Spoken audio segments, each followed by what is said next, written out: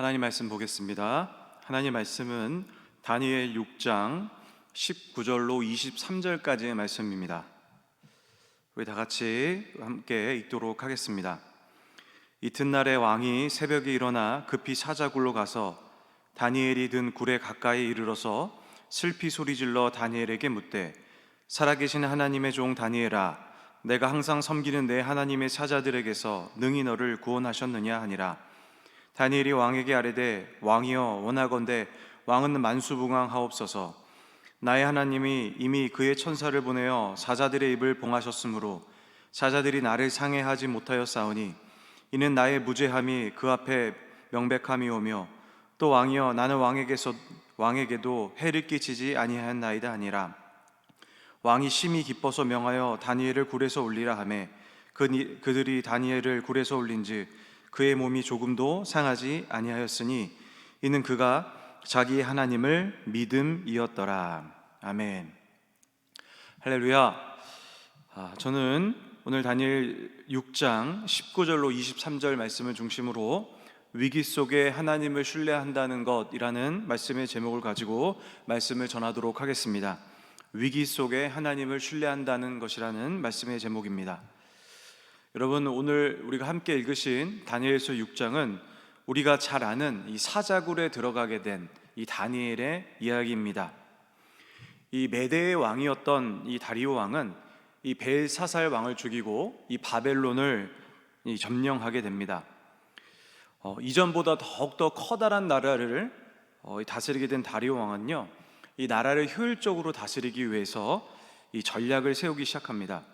그래서 가장 먼저 한 것이 뭐냐면 이 다리오 왕이 다스리는 전국을 120개로 나누고, 그리고 120개마다 각자 이 고관들을 세우게 됩니다.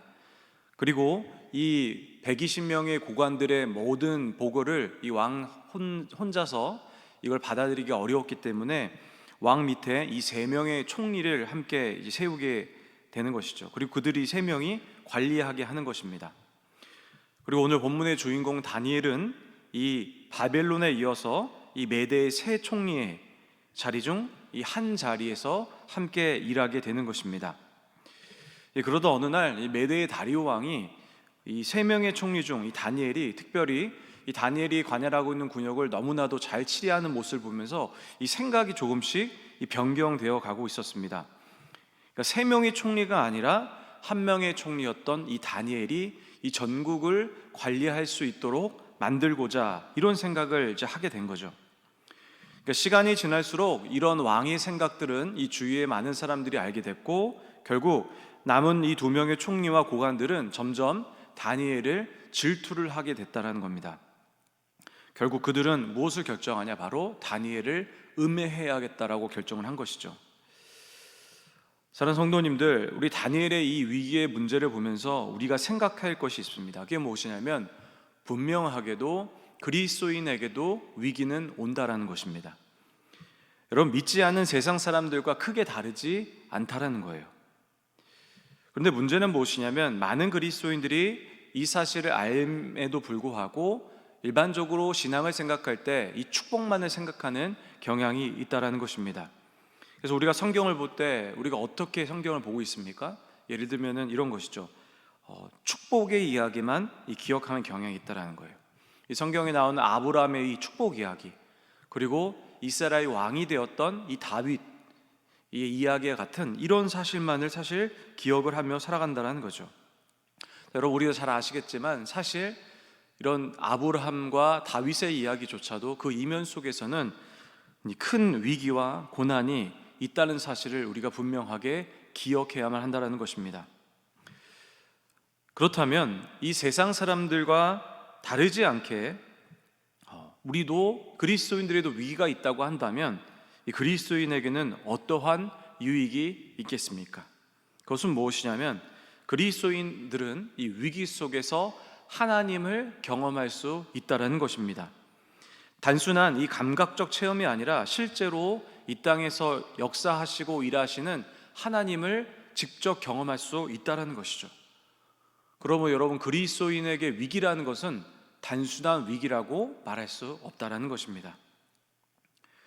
이 두 명의 총리와 이 남은 고관들은 이 가장 먼저 이 다니엘을 음해하기로 결정하고 나서 무엇을 찾기 시작하냐면 다니엘의 흠을 찾기 시작을 합니다.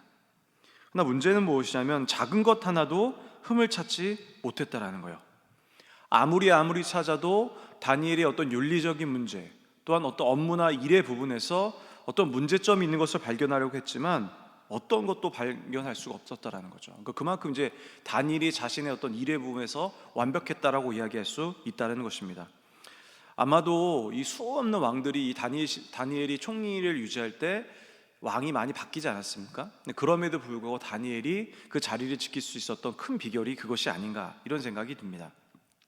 결국 그들은 아무리 다니엘의 흠을 찾으려고 해도 찾을 수 없자 그들이 결정한 것은 무엇이냐면 바로 이 다니엘의 신앙, 즉 하나님에 대한 신앙을 꼬투리 잡으려고 이제 결정을 한 거죠.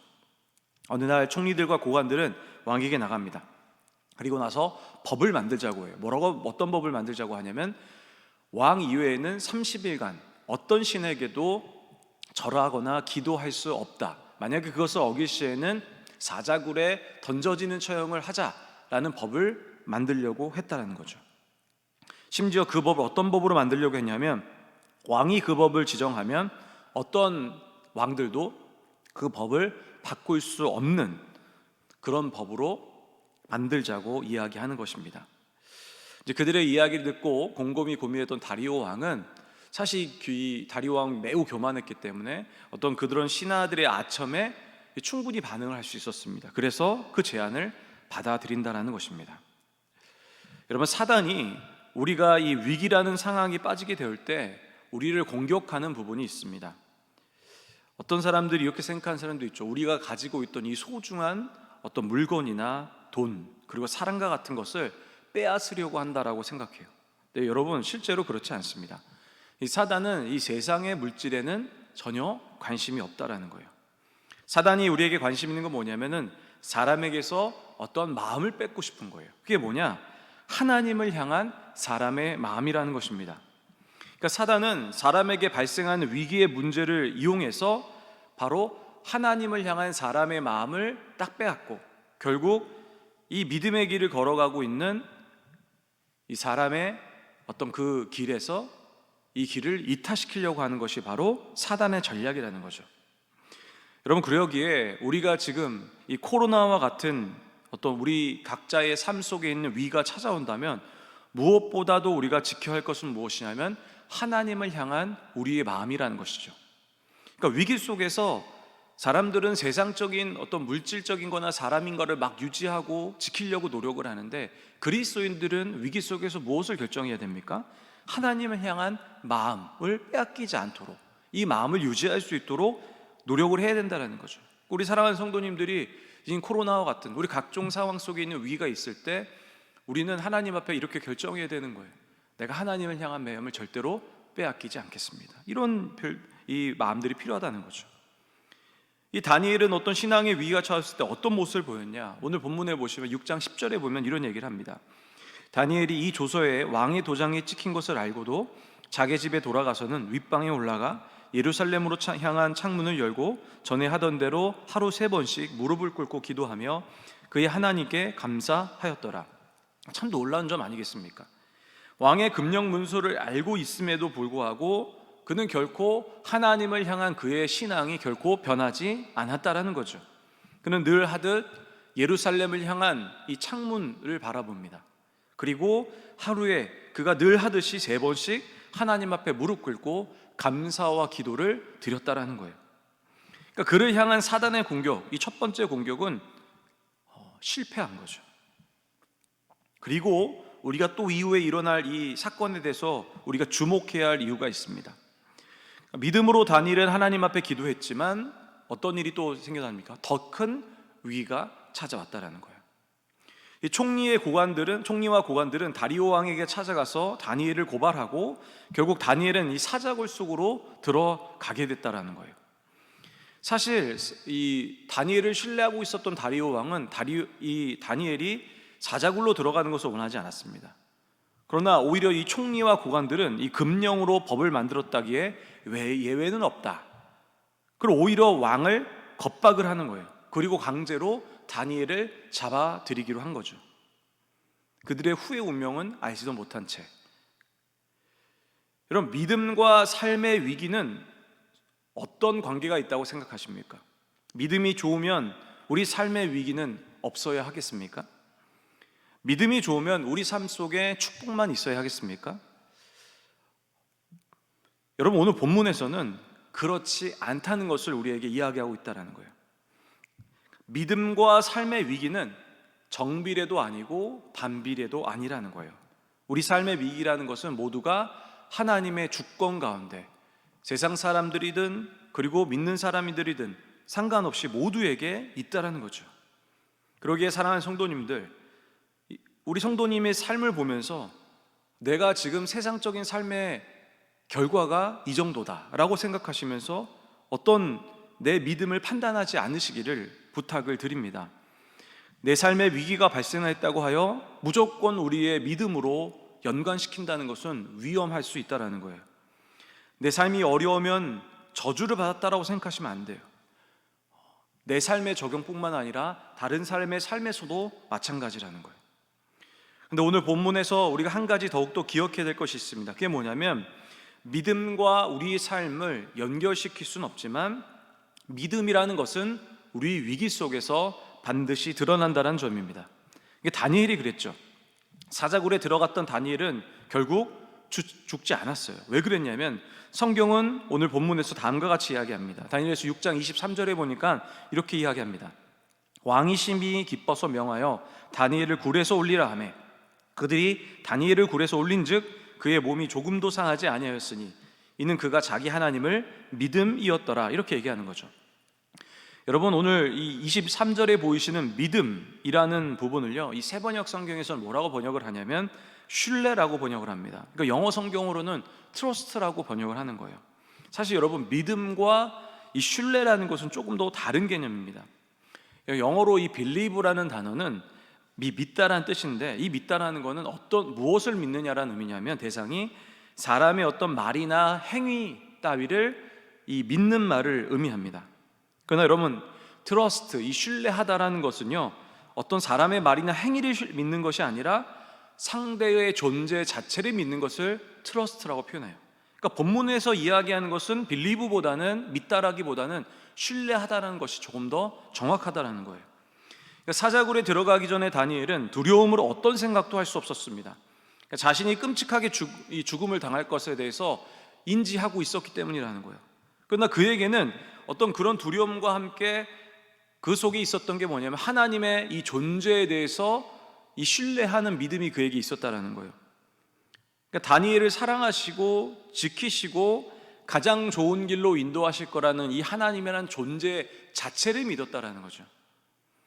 여러분, 우리가 지금 살아가는 지금 이 시기에 우리가 무엇이 필요한가, 저는 이런 생각을 한번 묵상을 해보게 되었습니다. 그것은 무엇이냐면, 하나님의 이 존재 자체를 믿는 신뢰가 우리에게 있어야 된다는 거예요. 여러분, 지금의 시기는 어떤 시기입니까? 어느 것도 예측할 수 없는 시기죠. 어느 미래학자도 석학도 우리가 나아가야 이 미래를 결코 정확하게 예측하는 사람은 단 한 사람도 없습니다. 여러분, 코로나 사태도 그렇지 않겠습니까? 2020년도 1월 달에 지금 무려 8개월이 지난 이 시점에, 이 8개월이 지금 이 시점에 이 삶을 예언한 사람이, 정확하게 알고 있던 사람이 누가 있었을까요? 어떤 사람은 없는 거죠. 그러니까 우리가 살아갈 세상이라는 것은 예측할 수 없는 삶에 대한 불안의 연속이라고 이야기할 수 있다는 거죠. 그러기에 사랑하는 성도님들, 하나님을 신뢰하시는 성도님 되시기를 주님의 이름으로 축원합니다. 하나님은 하나님의 백성을 결코 그냥 두시는 분이 아니에요. 어려움 속에 두기를 원하지 않으신 분이라는 거죠. 위기 속에서도 지키시고 보호하시기 원하시는 거라는 거죠. 그래서 우리 사랑하는 성도님들이 기도하실 때 이렇게 기도하시기 바랍니다.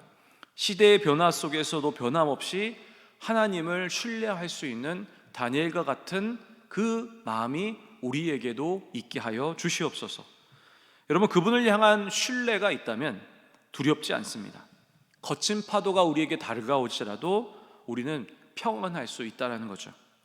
우리 사랑하는 성도님, 오늘 말씀을 통해서 하나님을 더욱더 신뢰하시는 여러분 되시기를 주님의 이름으로 축원합니다. 우리 기도하겠습니다. 하나님 아버지, 고맙고 감사합니다. 하나님, 위기 속에서 하나님을 신뢰하는 것, 이것이 얼마나 우리 삶 가운데 중요한지에 대해서 오늘 말씀을 통해서 다시 한번 깨닫습니다. 우리 삶 속에 위기는 있을 수밖에 없음을 다시 한번 기억합니다. 하나님, 이런 위기 속에서도 또 이 세상의 끊임없는 이 변화, 무쌍한 이 시대 속에서도 하나님, 우리가 하나님 끝까지 신뢰하고 또 믿음으로 나아가는 성도님을 되게 하여 주시옵소서. 그러므로 말미암아 흔들리지 않고 넘어지지 않고 굳건하게 믿음의 길을 온전히 걸어가게 하여 주시옵소서. 우리 사랑하는 성도님들 삶을 축복하시고 강건하게 하시고 코로나로부터 위협을 지켜주시고 하나님, 이 땅에서 하나님의 놀라우신 은혜와 사랑으로 살아가는 우리 귀한 하늘비전교회 성도님 될 수 있도록 인도하여 주시옵소서. 예수님의 이름으로 기도합니다. 아멘.